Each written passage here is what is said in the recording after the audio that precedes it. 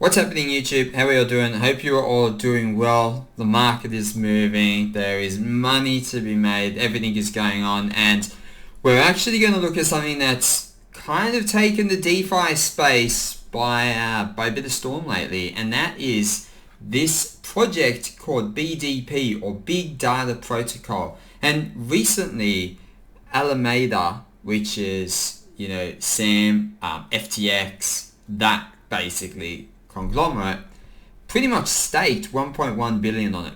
And the project's been around now for a couple of days. They started this staking process on the 6th, and it runs from the 6th to the 12th.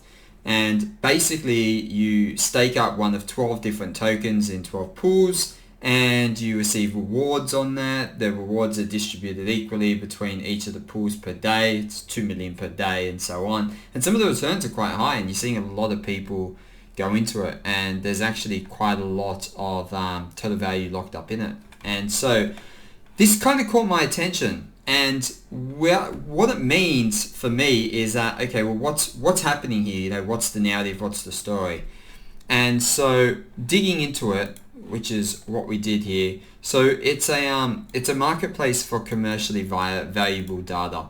I'm not the expert on exactly what this is, but in terms of what people are actually doing, it definitely seems like everyone is in this to basically farm these free tokens, right? And so how it works is, in this protocol, you have these seed pools, right? And so stakers earn 100% of the initial circulating supply, which is 30% of the total supply, right? And so the total supply is 80 million. So there's 24 million getting distributed in this particular 6-day window. And that's basically 2 million per thing over the span of it, right? And so you actually got some pretty crazy returns in some of these projects. Right now Ocean's paying 596% APR. Remember too, though, that this window of when people are staking is really only for 6 days. So it's from March 6th and it ends on March 12th. And what you're actually getting a lot of people doing is jumping in it. And so that's creating a bit of confusion, because people are like, is this actually a good project? Is it not? What's actually going on here? And so we're going to sort of try and look to dissect it. And so at the moment, they're staking 12 different assets. So you got ETH, BTC, USDT, USDC, Ocean, Link, Sushi, Uni, Wi-Fi, Aave, SRM, and Tomo. And so quite a variety of mix. Obviously Tomo and Ocean are the ones paying the highest, right? And so a lot of people, probably first people who had, USDC, USDT, Bitcoin and ETH sitting on their ledgers, on their MetaMasks or whatever it may be, people just staked it up, earning these free rewards, and you're actually getting this token being dumped in the open market on things like Uniswap. And so for a lot of people, it's free money. And so Alameda have basically, which is SBF, Sam, the guy who basically runs FTX, their conglomerate basically put in 1.1 billion staked across these protocols, and they're earning quite a lot from it. And so a lot of people are sort of looking at this as super bullish for the project, because it has those guys involved. A lot of things SBF touches right now in that ecosystem, whether it be, Solana, Serum, Radium, which was that new listing, which was a DEX built on Solana. And, you've had FTX has been on the run as well. All these things, people seem to want to get attracted to it, right? And the difference with this one, though, is that people are putting up money and getting tokens, but they're not actually putting it, there's no risk involved, right? No one's saying, oh, I'm putting $10 million into this protocol. People are putting up assets, right, which is driving the total value locked higher. But interestingly enough, you're actually getting the price dumping, because a lot of people who are just in this to farm, getting the tokens, dumping the tokens on a daily basis, and then moving on with their life. And so the interesting thing is going to be what actually happens when March 12th rolls around and everyone pulls. Is this basically just going to be a big rug pull? Everyone's just made a lot of money and now they're just bad. Great business model for the people that have done it, but what's the long-term sustainability? And there's a lot of people in the ecosystem talking about how this is just a rehashed thing from 2017, and how the teams, whatever. I mean, I'm not going to dig into any of that. We're just going to look at it from the news and where the opportunities may lie. And so obviously, if you do have some stuff lying around that isn't working for you, you may as well stake it up, earn a bit of return. You got a couple of days left. There's about 3 days left from the time of videoing. And for the more speculative things, you know, there's the idea too that you can put this on, and people are putting this on and hedging it, and basically just capturing some free risk. And so it's quite an interesting dynamic. I think you're seeing much larger players, given the fact that, you know, this is currently on Ethereum, and you know you're paying the higher gas fees, which is going to entice people with larger bankrolls to be involved in this particular project. You know, if you're putting in $1,000, where you factor in the fee to, you know, to stake, to approve it, then to stake it, then to unstake it, and then to go and sell it, you know, you're looking at 4 or 5 transactions on the Ethereum network, smart contract transactions, and that could run you $250. You're probably not going to make 20% on this in the next couple of days. So you've really got to be careful. You've got to find that pain, or that threshold, should I say, of where this actually becomes profitable by putting up a certain amount of dollars, depending on the risk too, because obviously as well, you know, you might work it out on 600% APR, but you know, by the time we get a day or two into the future, this might have dropped in half as more people then stake on this particular pool, which will drive down that yield. And so it's worth knowing and really understanding that before you do jump in. The other option is people are looking at actually buying the token, and what we'll do is we'll jump over and have a look at that. And you can see it here, and basically it has just been dumped. I mean, it opened and it popped. You know, it popped as high as $14, which is, you know, pretty crazy. And then it's just been selling off ever since, really. And I think the thing with it is that it's been sold off quite aggressively since, because more and more people are getting these tokens, right? And you got to remember, every day people's amount of tokens they have now is accumulating, and so as price goes, you know, somebody who may have been a holder has now seen, you know, price go from 14 to 250 and might be like, you know what, I got it for free, I'm just going to dump it. And so you're actually getting that flow on into the market, and that's interesting, because really, is this project actually going to last after the 12th? I'm not sure. You know, do you want to hold it? You know, do you even want to buy it? You know, potentially, what this can do is 2 things, right? It can either make the token extremely undervalued, because people are just dumping, not really having a long-term vision on the actual project, and so they're just like, get rid of it, move on. Whilst that actually gives good opportunity for people to buy it at a very decent price, right, with a low market cap.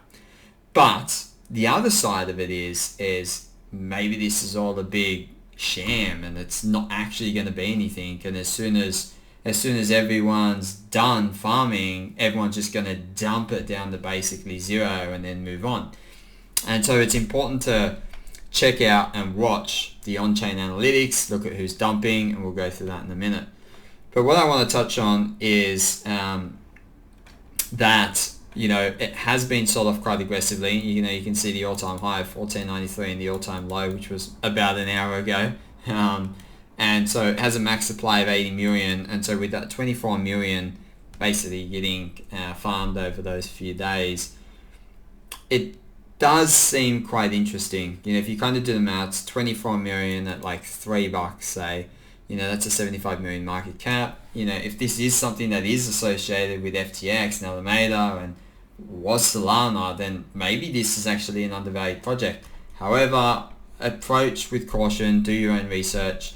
One thing that was picked up by people actually was this actually had powered by Solana on it the other day, and now it doesn't. So I'm not quite sure what's actually going on with that. Let's sort of have a look here on Twitter. So basically just looking up BDP and just seeing what people are talking about, right? So like first thing that pops up, who is powering this? You know, that people feel manipulated. Buyers getting rinsed. It's quite interesting, right? You know, all of these tweets are like, see this one here again, it's people are saying it's super undervalued. And the thing is, like, have to follow SBF's moves. But his move is purely putting up the money in it. There's no risk. The only risk for him is either if he has outright risk exposure with the tokens, the price fluctuations, but if he's holding it, he has it anyway, right? And the second one is just transaction costs or opportunity cost. And so this is quite interesting because no one's actually putting up money to say that, hey, I stand by this project and this project is good. It's all like a bit of a haze. And so when people come in and they're saying I'm not selling it, it's a bit like, okay, well, do you, like, who's actually like committed to this? And there's some big names that are involved in this, but the big names are involved in it because it's free money. Maybe not because it's a good project. And so I'm not sure yet. And so, I mean, you know, we can go through this and we can dig in. But what we will start to notice too is that, you know, I mean, we'll go and have a look down here. You know, 6 billion locked up. It's just insane, right? And there's already an 11 million supply. So we're almost halfway there. We won't bother touching on B alpha, we'll just stick to BDP. But for something that's 6 billion locked up, I mean, MakerDAO is like 6.5 or 6.8. So it's nearly the biggest TVL locked up in DeFi, which is just insane. Which is obviously why everyone's talking about it and stuff, right? And so one of the other interesting things too is that you're actually seeing people are in these projects, but they're not really in it for the actual thing itself. They're in it just to make the money. You know, and you're seeing that through looking at the funding rates on the futures contracts. Both Tomo and Ocean have the largest funding rates at the moment, along with XCM. XCM actually has an airdrop coming out in the next couple of days. That's why the funding rate is high. And Tomo and Ocean both as well. And so the reason why these funding rates are negative is because people are hedging an outright exposure to basically be market neutral. So you'd be long the spot, short the futures. Because the spot is staked, you'll capture the BDP tokens, and then once it's done, you've obviously got to unwind that trade, but then you're not exposed to market fluctuations and you're capturing the highest return that you can. So that's why people are playing in some of these other pools. But you know, that's got to come undone. You know, you got to be looking at what sort of return you're going to get. You know, you're really looking at a couple of percent. So when you go to unwind these trades, if you're actually paying significant funding, what you will end up doing is you'll actually pay your return away in funding, or you'll pay your return away in slippage and fees getting in and out of the trade. So you got to be super careful with that. It's quite a high risk trade almost, unless you've got stable coins or ETH or something that you're just already holding and you're just going to farm it for some free money for a couple of days. The more I think about some of this, the more sort of confusing it gets.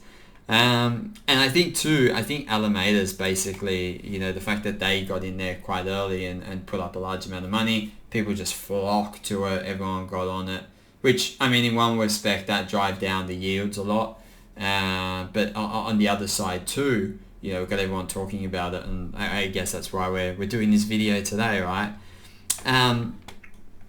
So yeah, there's a lot of interesting stuff. People are talking about a listing on exchanges, and like this guy here's, you know, like pumping it up, talking it up, and then not talking it up and stuff like that. Like, yeah, it's quite an interesting thing, right? And so you just got to be careful of it. Yeah. And so here we go here. So lots of aping into this. You know, a lot of people are actually buying Tomo and buying Ocean. You know, Binance actually stopped people from withdrawing them. So, you know, even more so it takes away the little guy from getting involved in it, because then you got to go to Uniswap and you're paying fees, and fees on ETH were quite high last night, or in the past 24, 48 hours anyway. So yeah, you got to watch out. It's definitely going to be an interesting thing. So let's now jump to have a look at some of the on-chain data and see what we can find there. Alrighty, so we'll go to holders. So that there is the Uniswap one. So obviously a lot of people who have actually got the token have actually put it in a pool on Uniswap to earn some returns on. So that's not a bad thing. This one here is the actual transaction itself, I think, from memory. Let's have a look. So yeah, this is this experience. So this is basically all the tokens that are locked up on the actual platform. And then we start to get to MXC, which is another exchange. And now here, now we start to get to the holders. So these look to be, so we'll open up the first, let's say 5, and have a look. Alright, so we'll just open each of their wallet addresses. So this is where we dig into the detail, right? And so you can see here, so basically what I'm looking for with these ones is I'm looking for any transactions back onto Uniswap where it looks like people may have sold it. And so there wasn't really anything there for this one, which is good. Looks like they're holding it, and they're holding a decent proportion too. They're holding 346,000 of it already. And then the next one here, so let's have a look at these two Uniswap transactions here. And so no, that's nothing. It's just people getting approved for things. So let's have a look. No, people buying a Vergocci. It's interesting. It's a popular NFT at the moment. So these guys have got 141,000 of the token, and it actually looks like they were potentially buying more, potentially, by the looks of it, or staking it. Alright, so look at the next one. So far so good. You know, we haven't had a lot of people dumping. Now I think this might be one where they're no, that's tethered to it. So those people were buying it. So maybe these ones. Yeah, so that was again, these are purchases. Okay, so I mean, it's not a bad sign so far. Again, a large holder, 125,000 of them. Does look like a lot of people are actually staking it back into the pools to earn more again on it. Same again with this one here. So that's, I guess, a good sign. When I was first looking at this, actually, I tended to see that a lot of people were actually dumping it. So it's good that we're not seeing that as much now in the last little bit. And maybe that's just because price has decreased, and maybe there's some sort of a fair value of price. So it's probably worth keeping an idea on where this price oscillates. Like, we don't seem to spend a lot of time below 250. Kind of feel like 250 if you look at where price is with like a 24 million market cap. You know, you're kind of looking at that sort of 50 million mark. So that maybe is a sweet spot for people where they feel that there is no point in actually selling these tokens. You know, if you get them for free, the upside is there. There was actually an airdrop recently on Inverse Finance, and they actually dropped 75 of their Inverse Finance tokens. If we actually have a look at them, I mean, we can make another video on this in the future, but these things are trading at, you know, 1,400 now.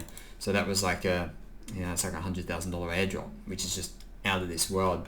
But, you know, we must remember that not everything is going to be like that. And I mean, Big Data Protocol is basically free money for anyone who's staking on it right now. So, hey, if you're on it, get amongst it. If not, watch it, enjoy the ride. There's going to be a lot happening over the next few days, and I can't wait to see how this unfolds.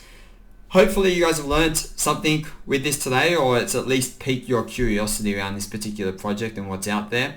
If you've liked it, make sure you hit that like button, and please subscribe. We're chucking out a lot more content. This type of content is a little bit more in-depth, a bit more technical, and we're going to throw a bunch more things too. If you guys have got any suggestions on things you'd love to see, I'm going to get to that Solana update soon. You know, we've just had so much happening recently in the markets, but don't worry, it's on its way. Thanks again for tuning in, and I'll see you all next time. Peace.